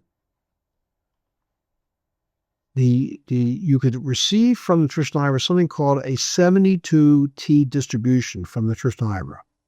These are monthly withdrawals from the IRA. 72 distributions are monthly withdrawals from the IRA under Internal Revenue Service Code, Section 72T. And there are three ways to get the money out: life expectancy, amortization, and annuitization. Amortization and annuitization will give you the highest possible payment. But keep in mind that with these 72T distributions, you must continue taking those distributions for the later of 5 years or age 59 and a half. If you break those distributions within the 5-year period or 59 and a half, whatever comes earlier, you're going to be subject to a 10% early withdrawal penalty. Please talk to your accountant before doing this. It's called a 72T. This is the Internal Revenue Code 72T that describes this opportunity to take money out of your IRA before 59 and a half and not be subject to a 10% withdrawal penalty. Do not do this on your own. If your accountant says, I never heard of 72T, then you better get yourself another accountant, please. Note the following. Once a TSP annuity is purchased, annuity monthly payments will continue for the life of the TSP participant. A TSP annuity purchase is irrevocable. B. TSP monthly distributions based life expectancy must continue for the later of 5 years or any age, or age 59 and a half, whatever comes later. If payments are stopped by the TSP participant 5 years before they have lapsed, the TSP participant will pay a retroactive 10% withdrawal penalty. Please, ladies and gentlemen, if you are going to do these monthly payments like thing, do not do this on your own. Talk to a knowledgeable advisor. Bring it up during a Part 2 meeting. Dan was talking about the Part 2 meeting. I cannot emphasize how important it is. These are some of the issues that will come up. Let's talk about the Roth TSP. The earliest age a retired federal employee can withdraw from his or her Roth TSP account without penalty is the later of age 59 and a half and 5 years since January 1st of the year the TSP participant made his or her first Roth TSP contribution. The Roth TSP has been around since 2012. When it comes to taking money out of your Roth TSP and not have the earnings subject to taxes, not have your earnings in the Roth TSP subject to an early withdrawal penalty, you have to fulfill two requirements. Number one, you have to be 59 and a half or older. 2, it has to be at least 5 years since January 1st of the year that you made your very first Roth TSP contribution. So let's do an example. I know someone who made their very first Roth TSP contribution. They didn't know about it. They didn't hear about the Roth TSP for 10 years. They made their first Roth TSP contribution on July 22nd, 2022. Again, for 10 years, they weren't even aware that the Roth TSP was around. So they made their very first Roth TSP contribution on July 22nd, 2022. So the 5-year meter for purposes of counting the 5-year period goes back to January 1st, 2022. That was January 1st of the year they made their very first Roth TSP contribution. So go forward 5 years. What does that bring it up to? January 1st, 2022. At 5 years, January 1st, 2027. So the person said to me they plan to retire from federal service this year on December 31st, 2026. I said your retirement becomes effective January 1st, 2027, and you can immediately start taking money out of the Roth TSP. They said, well, wait a minute. Yeah, I realized that for that first year, I met the 5-year rule. This is 2022, but I made subsequent contributions in 2020, 23, 24, 25. I said, they don't count. It only goes back to the first year.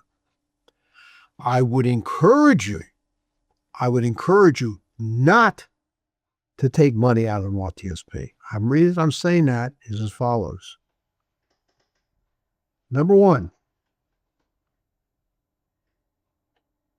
under a law that took effect, this is a provision that came out of Secure Act 2.0, which passed back in 2022. Effective January 1st, 2024, the Roth TSP will not be included in the calculation of your TSP required minimum distribution. When you turn 73 years old and you have retired from federal service, at that point, you have to take out what's called a minimum from your TSP account. It's called the required minimum distribution. The first RMD is due no later than April 1st following the year you turn 73. Before this became effective, before January 1st, 2024, that when the TSP calculated your RMD, they added together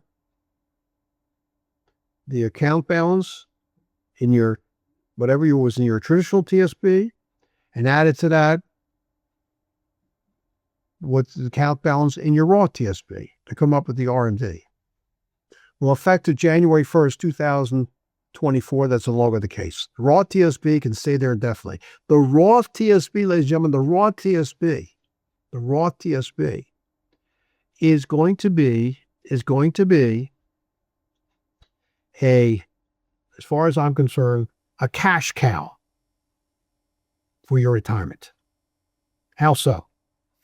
One, money that's in there grows tax-free compounded growth. Never has to be taken out. If it is going to be taken out after 59 and a half, you met the fiber, it'll be tax-free. Two, the raw TSP is not subject to RMD. You have a lot of money in that raw TSP account. Conceivably, you could have, thousands, maybe $1 million or $1 million plus in your raw TSP account. And knowing that the money in that account keeps growing tax-free, it never has to be taken out. You reach your 80s. You have to go to a nursing home. You never bought long-term care insurance. You never bought long-term care. You didn't qualify for it. It's gotten too expensive. Well, here's going to be your rainy day long-term care account. It's called your raw TSP account. Pull the money out. The average stay in a nursing home in this country is close to $150,000 a year. $150,000 a year. Average stay in a nursing home, they're talking about 3 to 5 years. That could be $500,000 for you and for your married spouse. $1 million. There it is. There's your raw TSP account. And you can pass on your raw TSP account to your beneficiaries. Children, they inherit it tax-free also. This is going to be the future, for the future, in my opinion. Also want to add to this now, another change that happened to the TSP this year, talking about raw TSP. This took effect on January 28, 2026. That starting this year in 2026, again, that's something that came out of Secure Act 2.0 back in 2022. That effective January 1st, 2026, any company, any government, including now the federal government, who has a traditional qualified retirement plan, traditional TSP, will allow its participants to convert portions of their traditional accounts to the Roth accounts. So effective January 28th, 2026, anybody who has a traditional TSP account is allowed to convert portions of their traditional TSP to the raw TSP. It is taxable. You got to pay tax, federal and state, on the amount that you're converting. How much can you convert at one time? Minimum $500. You can do up to 30 such conversions per year. To get more information about this opportunity to convert a traditional TSP to raw TSP, please read my columns in the Fed Zone. Just put conversion of traditional T to raw TSP or converted raw TSP accounts. I got a couple of columns in there, explains everything. I also advise you to talk to your financial advisor, your accountant. It's not for everybody. Again, if you're going to do the part 2, please bring it up. These part 2 meetings, there's a lot of discussion about TSP, especially now with the conversion. Federal employees retiring via a VERA, VSIP, are permitted to request a direct rollover of their traditional TSP to a traditional IRA. If a retired employee finds new employment from a private employer and offers that offers a qualified retirement plan, then the retired federal employee may have the option of a direct rollover of their TSP accounts into the employer's qualified retirement plan in order to consolidate their accounts. I was mentioning earlier that when you leave or retire from federal service, you get another job and you're gonna leave your traditional TSP account where it is, raw TSP. You're not going to take it out where it is. You're going to leave it there, and you can just leave it there. And now you get yourself another job. It has a great 401k plan, traditional 401k, raw TSP. You are allowed to request a direct rollover of portions of your or all of your traditional TSP into the traditional 401k. Portions are part of your Roth TSP account. Roth TSP account can be rolled over to the Roth 401k with no limit. Why would somebody want to do that?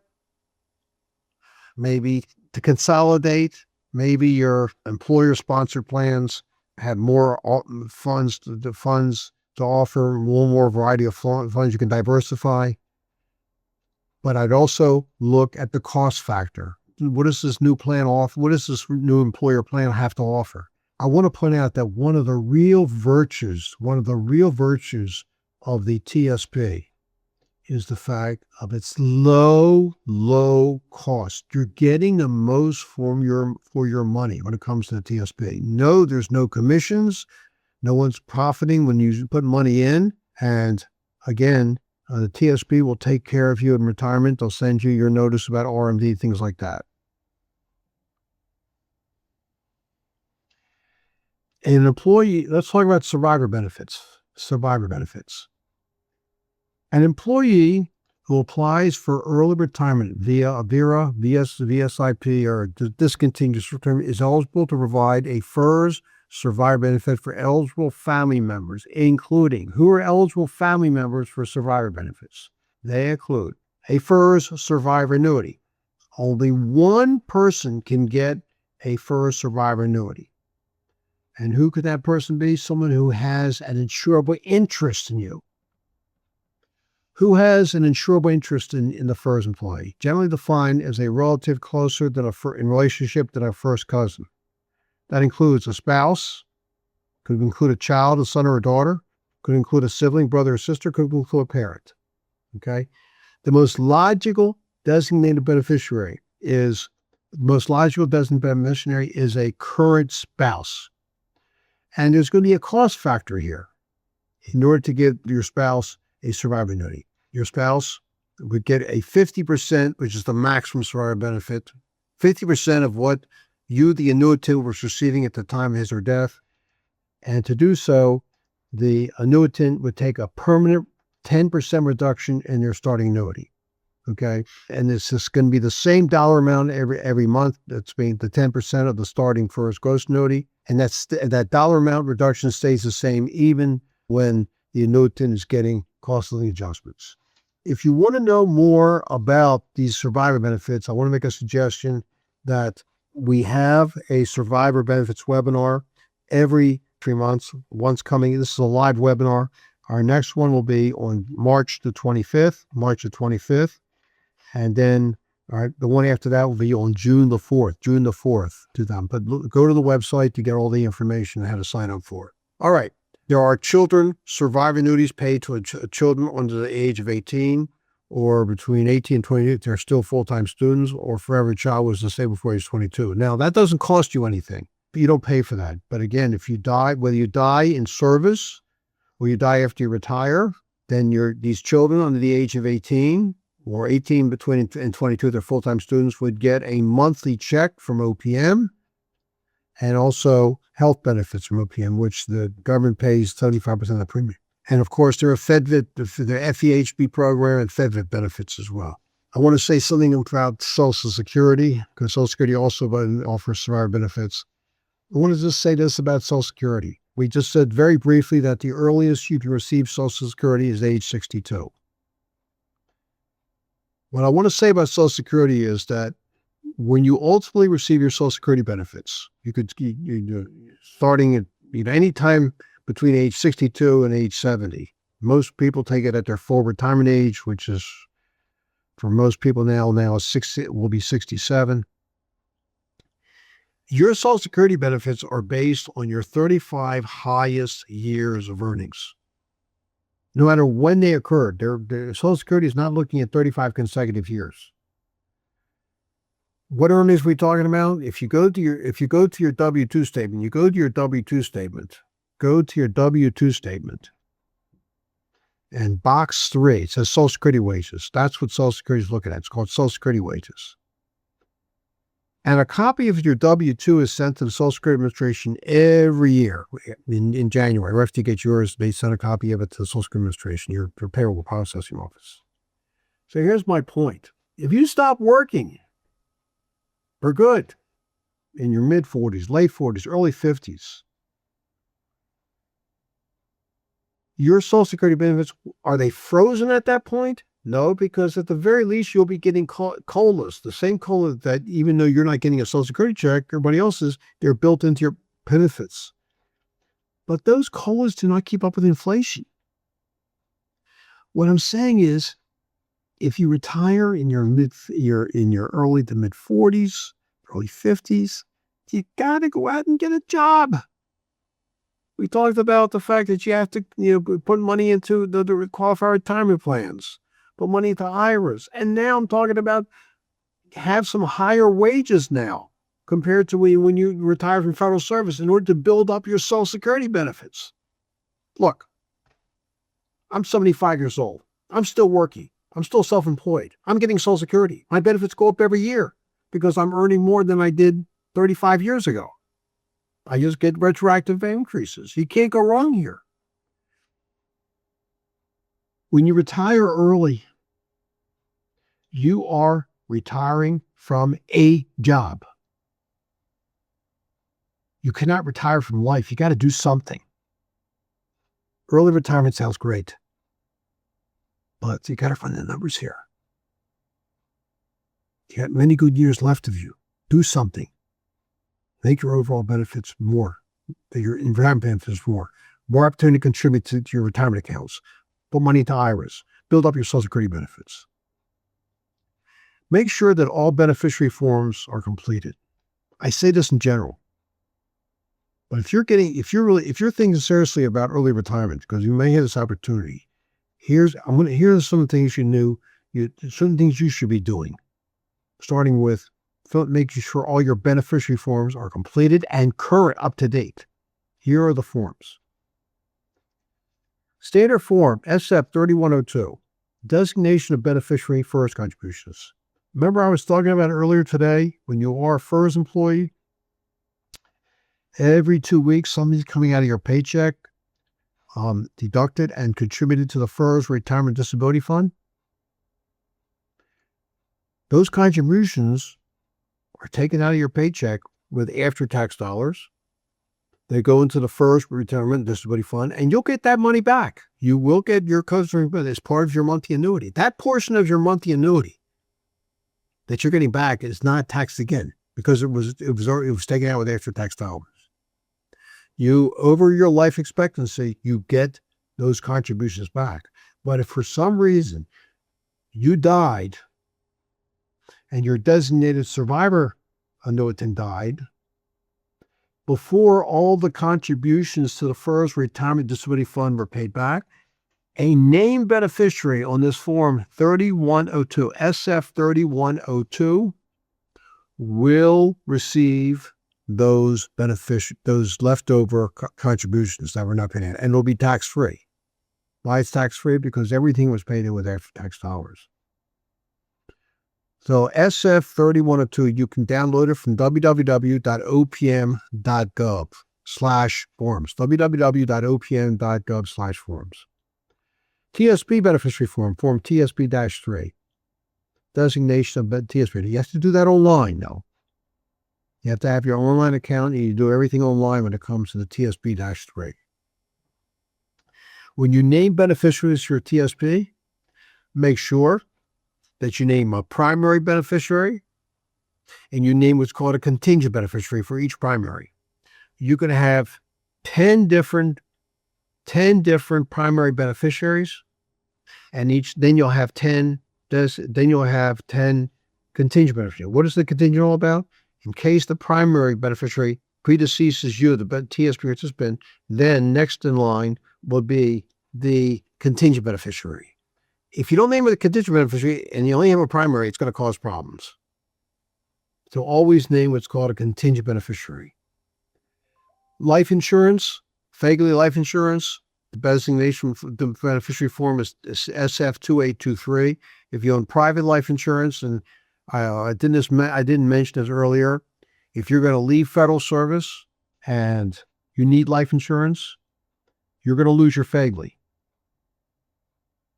Can you keep it in retirement? FEHB in retirement? Yeah, you got to meet the 5-year-old. But I will tell you, FEHB is very expensive in retirement. If you're going to keep the full amount, you're going to be paying a lot.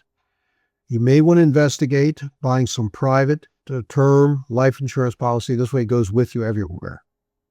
When I was the government, I never had FEHB. I found it to be too expensive. I'm in good health, so therefore I'll just bounce off buying private term life insurance. What else do you need to do in terms of, with your early retirement? An estate plan. Do you have an estate plan? In terms of naming beneficiaries as part of your beneficiary form. What are you going to do with your estate? Do you have a financial power of attorney? Do you have a healthcare power of attorney? Who's going to take over your affairs in case you get incapacitated? What's called durable power of attorney. Who is your medical advocate? Do you have a living will? Do you have a healthcare power of attorney? These are something that's all part of your estate plan. Do you have a sufficient amount of liquid savings, cash? Okay. What I'm saying is, if you retire early from federal service, be prepared could be a long wait before you're going to get that first full annuity check. You're going to be living off a partial paycheck and waiting for that first annuity check. So build up those liquid savings, money you have in money market accounts, savings accounts, checking accounts. You'll say they don't pay much. I said, of course not. They're not designed to pay much because they're very short term. Consider seeking new employment to save additionally for retirement. Again, if that new company you're working for has a 401k plan, 403b plan, take advantage of it, especially if they're matching, and contribute to IRAs or non-retirement brokerage accounts. All right, planning for a VERA or a VSIP. Prepare immediately. Plan for a VERA or VSIP and be prepared to act quickly. If you get one, remember I said you have a deadline to make a decision.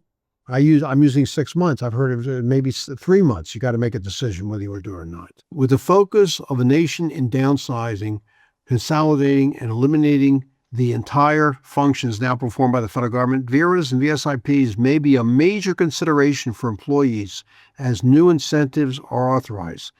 There's never a bad time to beginning for the future, and often employees may not have such a substantial amount of time to consider an offer.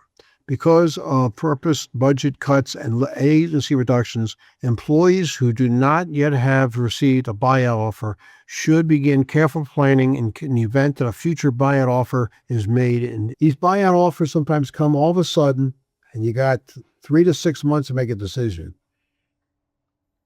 Think ahead of time. If you got that offer, how would your life turn around? Are you prepared for a big turmoil in your life? You have to make that decision. Because of the fundamental changes in employees' life that voluntary separation present, and because employees may not have copious amounts of time to make decisions when offers are made, employees should take steps now to be prepared for any offers that may be made. OPM's Workforce Restructuring Office has available copies, the Employee's Guide to Buyouts under Public Law 104-208, which gives employees an overview that has been how buyouts work and answers many community-asked questions on buyouts. The following steps are becoming recommended for anyone considering an early retirement via a VERA or VSIP. Review your personnel file to ensure that all periods of federal service are documented. This is very important, ladies and gentlemen. You go into your personnel file to make sure that you have as years. Why am I saying that as years if you're thinking about early out? What are the requirements? What are the requirements in order to age and service time to qualify for a VERA or VSIP. 1, minimum age. 2, minimum service time. Age is easy. You know you were born. You got that one. But minimum years of service. If you're 50, if you're between 50 and 55, you can retire with a minimum 20 years of service. Age, if you have 25 more years of service, you can retire at any age. Now, how do you measure years of service? What is that based on? It's based on your service computation date for retirement. How is the service computation date for retirement? How's it determined that? How's it defined? It's defined as your SCD for retirement is defined as what was the day, year, month, day that you made your very first contribution to the FERS Retirement Disability Fund, the very first day. For most employees, the day they were hired, the start of that pay period is their SCD for retirement. If you made a deposit for military time, a deposit for temporary time, it's backed up. So, are you aware what your SCD for retirement is? If not, please do so, because that you have to start there, because if you don't have those age and minimum service time to qualify, it's a waste of time. So ahead of time, before you say, yes, I'll take the early out, make sure you qualify in terms of age and service time. Having all of this documented is critical because your annuity and your buyout amount will be computed based on that information. As I said earlier today, the longer you work, the more years of service you have, the larger will be your starting first gross annuity. The starting point for determining the number of years of service is your SCD for retirement. Ideally, you want that back as far as you can, So please make sure you know what your SCD for retirement is. You don't want to go into early retirement, okay, knowing that annuity is not going to be enough to live off of. You're retiring way before age 60. You're not going to get a COLA until the year you turn after 62. Will that be enough money to live off of? You're not going to need COLAs. Ask yourself a question. Probably have to look into maybe getting another job. Obtain an estimate of your annuity from your retirement counselor. If you do a Part 2 meeting, the service representatives are prepared to run the numbers here. They'll ask you to bring in some information. They can run some numbers in terms of early retirement. Don't make this decision to retire early on your own. Talk to an advisor. Run the numbers. I always say this all the time. To a grieving spouse who lost their spouse. This couple had purchased a house a couple of years ago. They have a sizable mortgage. And when I was advising the surviving spouse, I said, you're not going to get any sympathy from the mortgage company. The mortgage company is not going to write you a letter. We want to just offer our condolences on the loss of your spouse. We are so upset. We are going to just take your mortgage and cut it in half. They don't do that. Remember, you're losing a Social Security check. One Social Security check there is going to go out. Will there be enough TSP? I'm just trying to bring up some things you got to think about. You got to talk over. You can't go into a dark room and think about this. You need to have some advisor to help you. But and if the advisor is discouraging it, please listen to your advisor. I'm sure the advisor has a good reason for you not to retire early. Okay?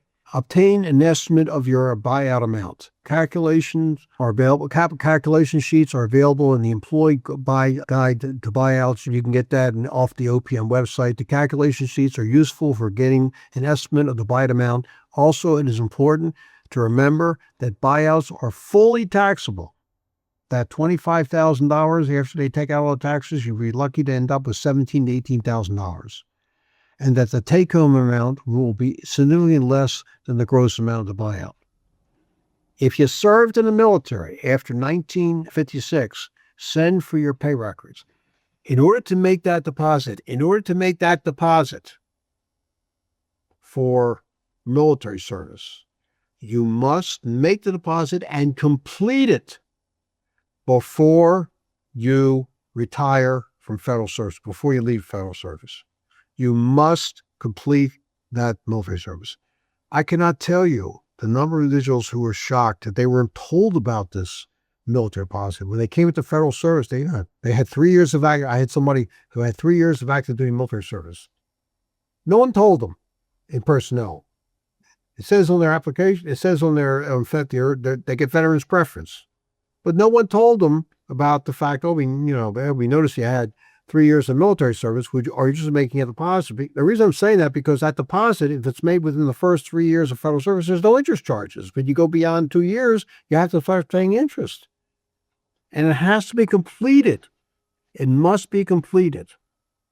The payment for buyout. It's not all that much considering what you're going to be getting. To get more information about that, please attend one of our monthly FERS webinars. We talk about military deposits for temporary time. Okay? Discuss your plans with your spouse and family. Don't hide this from your family. This is a big decision. As I said many times in general, when you retire from a job, you're not retiring from life. Life goes on. Bills have to be paid. This decision of taking an early retirement is going to have big consequences on your budget. You have to think about what's now in terms of how you pay your bills and what's going to happen in the future. After you have retired from federal service under early retirement, how are you going to pay your bills? With inflation constantly showing its ugly head. Inflation is here to stay. Consider meeting with a personnel financial advisor. Because retirement often means smaller paychecks, it may be useful to speak with a personal advisor or accountant. Again, I'm just offering a Part 2 meeting with Serving Those Who Serve. All the people who work at Serving Those Who Serve, Dan and his teammates, are well equipped to discuss this with you. They're not there to sell you anything. They're here to help you weigh all your options, the effect on your benefits. These individuals can help you figure out what are tax advantages, what tax advantages may be open to you, how much your income will be, what debts you can reduce, and what your standard of living would be like with your annuity. Look to the future. Remember that the buyout law requires employees returning to work for the government. If you do take an early retirement, and then you return for the government within a period of 5 years, you have to repay. If you get a buyout, a VSIP, and you come back within 5 years, you have to repay that buyout amount. Okay? The employee must repay the entire amount of the buyout, not just the amount you receive net, but the gross amount. Buyout takers are urged not to make plans that involve returning to work with the government either by appointment or personal services contract unless you are prepared to repay the entire amount of the buyout plan in the first day prior to the first day of work. There are no waivers or exceptions to this repayment requirement. Immediate and thorough preparation and planning now will make your decision much easier when early retirement via VERA or VSIP is made. And that's it. Wish everyone the very best in this decision. Okay, folks, working with it as long as I have, I know what it feels like when you start drinking from that fire hose of information, even when you can take it in dribs and drabs, like again with this one. So one of the biggest things we do with Part 2 is help you process all that information. So I just want to take a quick moment to reiterate the differences between Part 1 and Part 2. So regarding TSP, Part 1 is what are the rules, how much you need to put in, how does the match work. Part 2, how might you want to be maximizing your TSP? What's the best strategy for you? Part 1, regarding the pension, what's the formula? How does it work? Part 2, what is yours going to look like? What does it look like if you work a little longer or even a little shorter? Regarding Social Security, what are the rules around when you can draw? That's Part 1. Part 2, what's the best strategy for when you can draw? So on the screen, you can see we've got our Ask SWS and swserve.com. You can also go back to any of our slides with the QR code to be able to schedule Part 2. And again, you could email us at part2@swserve.com.